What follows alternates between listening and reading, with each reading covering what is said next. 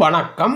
இந்த சேனலை இதுவரை சப்ஸ்கிரைப் பண்ணாதவங்க மட்டும் சப்ஸ்கிரைப் பண்ணுங்கள். பிடிச்சிருந்ததுன்னா லைக் பண்ணுங்கள், ஷேர் பண்ணுங்கள்.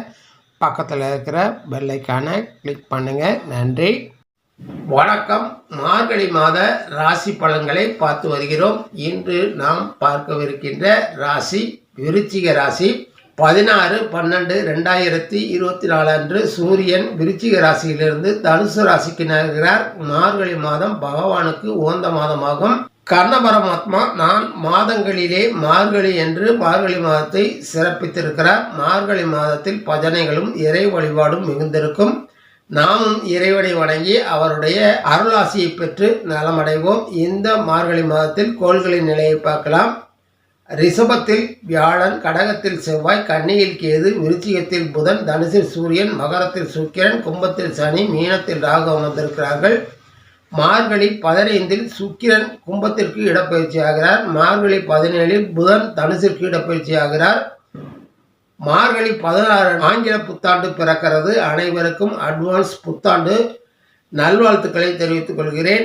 விருச்சிக ராசி அன்பர்களே, செவ்வாயை ராசிநாதனாகவும், விசாகம் 4ஆம் பாதம், அனுசம் 4 பாதங்கள், கேட்டை 4 பாதங்களையும் நட்சத்திரங்களாக கொண்ட விருச்சிக ராசி அன்பர்களே, வீரமும் பிடிவாத குணமும் முரட்டுத்தனமும் கருமையாகவும் இருப்பார்கள். உங்கள் ராசிக்கு இந்த மாதம் கோள்களின் நிலை. உங்கள் ராசியிலேயே புதன் 2ஆம் இடமான குடும்ப வாக்குஸ்தானத்தில் சூரியன், 3ஆம் இடமான உபஜயஸ்தானத்தில் சுக்கிரன், 4ஆம் இடமான தாய் சுகஸ்தானத்தில் அர்த்தாஷ்டம சனியாக சனி பகவானும், 5ஆம் இடமான பூர்வ புண்ணியஸ்தானத்தில் ராகு பகவானும், 7ஆம் இடமான கலசஸ்தானத்தில் குரு பகவானும், பாக்கியஸ்தானத்தில் செவ்வாய் பகவானும், 11ஆம் இடமான லாபஸ்தானத்தில் கேது பகவானும் அமர்ந்திருக்கிறார்கள்.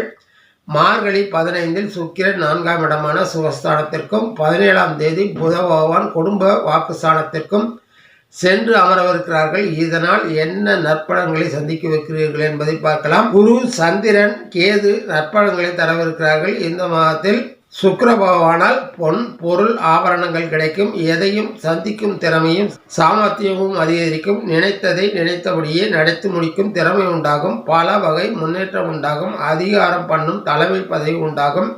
அந்தஸ்தும் மரியாதையும் உயரும். புதிய நண்பர்கள் கிடைப்பார்கள். புதிய முயற்சிகள் வெற்றி பெறும். ஆரோக்கியம் முன்னேற்றம் காணும். சுகமும் சந்தோஷமும் ஏற்படும். எல்லாவித வசதிகளும் தனக்கென ஒரு வீடும் அமையும். படிப்பில் தேர்ச்சியும் வெற்றியும் ஏற்படும். உடல் அழகுடன் மெருகேறும். முகத்தில் அறிவுச்சுடர் ஒரு வீசும். உத்தம குணங்கள் அதிகமாகும். தர்ம சிந்தனையும் சகோதரர் உதவியும் ஏற்படும். நண்பர்கள் மூலம் புதிய வசதிகள் கிடைக்கும். வாழ்க்கை தரம் உயரும். உறவினர்கள் கூட்டுறவால் நன்மைகள் மேலோங்கும். நல்ல மரியாதை கிடைக்கும். 7ஆம் இடத்து குரு பகவானால் அவர் பார்க்கும் பார்வையான இடங்களும் அரசு மூலம் வருமானம் கிடைக்கும். உயர் ரக வாகனங்களை பெறுவீர்கள். அதிகமான பணம் சேர்க்க முடியும். ஒரு நல்ல குறிக்கோளுக்காக புண்ணிய தல பயணங்களை மேற்கொள்வீர்கள். வியாபாரம் சம்பந்தமான வெளிநாட்டு பயணம் உண்டாகும். சுவையான பிடித்தமான உணவு கிடைக்கும். உங்களின் இனிய வாக்கால் எல்லோரையும் கவர்ந்து விடுவீர்கள். புத்திசாலியத்தால் வித்வான் ஆவார்கள். சுக வாழ்க்கைக்கு தேவையான பொருட்கள் வீட்டில் நிறைந்திருக்கும். வேலை செய்யும் இடத்தில் உங்கள் மதிப்பும் மரியாதையும் உயரும். உங்கள் சொல்லுக்கு மரியாதை கிடைக்கும். பதவி மாற்றம் ஏற்படும். சில நேரங்களில் களைப்பாக உணர்வீர்கள். உங்கள் தேகம் பொலிவு பெறும். மனநிலை சீராக இயல்பாக இருக்கும்.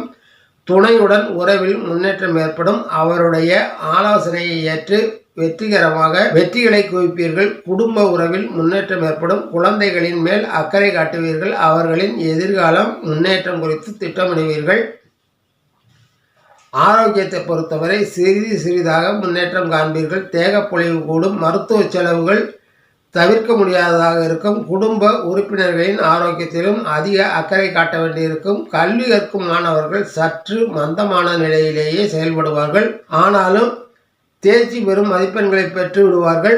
போட்டித் தேர்வில் வெற்றி பெற இன்னும் அதிக உழைப்பையும் உத்வேகத்தையும் காட்ட வேண்டியிருக்கும். கவனச்சிதறல்களை குறைத்துக் கொள்வதும் தேவையற்ற நட்புகளை தவிர்த்து விடுவதும் கல்வி கற்கும் காலங்கள் எதிர்காலத்தின் ஃபவுண்டேஷன் என்பதை உணர்ந்து கொள்ளுங்கள்.